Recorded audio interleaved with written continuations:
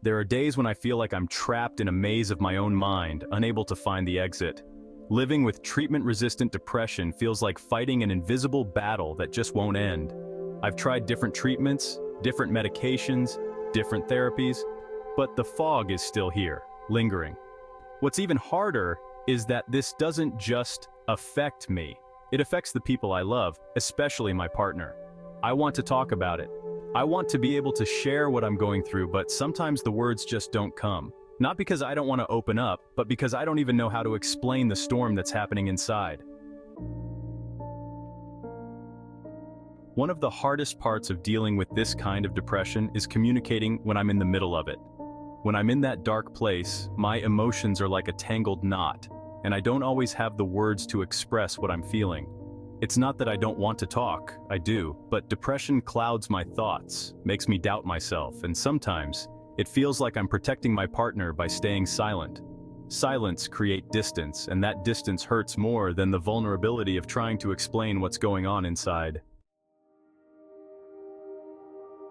Stoic philosophy teaches me something important: patience.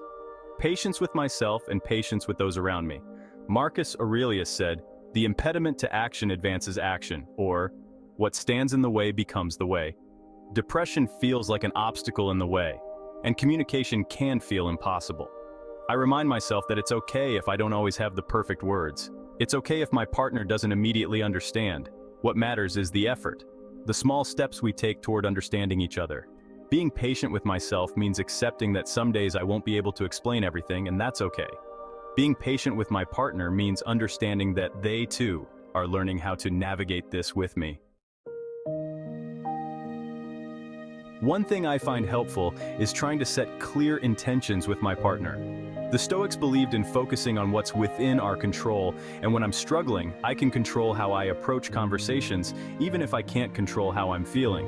So I will say things like, "I'm having a hard time right now and I might not make sense, but I want to share this with you." Or, "I don't know how to explain everything, but I just need you to listen."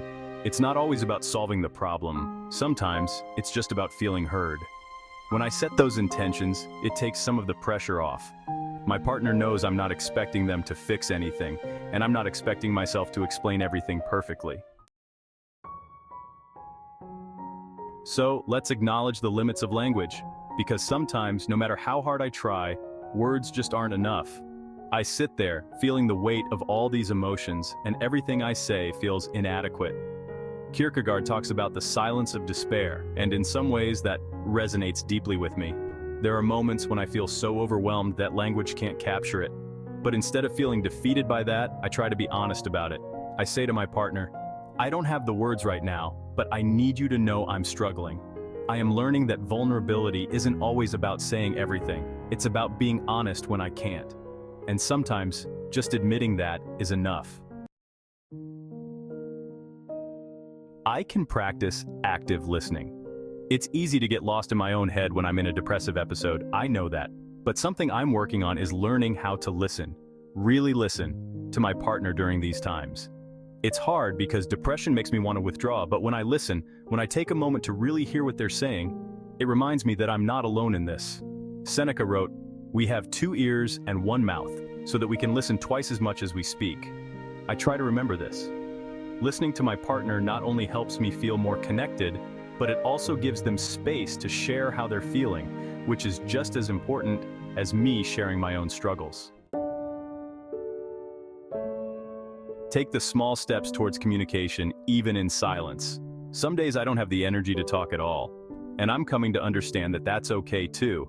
Communication doesn't always have to be verbal. A simple gesture, reaching out to hold my partner's hand, sitting together, in silence, can say more than words ever could. The Stoics emphasized action over words, and in moments where speech fails me, I try to act with intention. Whether it's a quiet moment of connection or a small action to show I care, these steps help build a bridge, even when words are hard to find. Thank you for walking with me through these thoughts today. If you're living with treatment-resistant depression like me, and communication feels like an impossible task, know that you're not alone. It's okay if I don't, or you don't have all the answers, if the words don't always come. Sometimes just showing up, being present, is enough.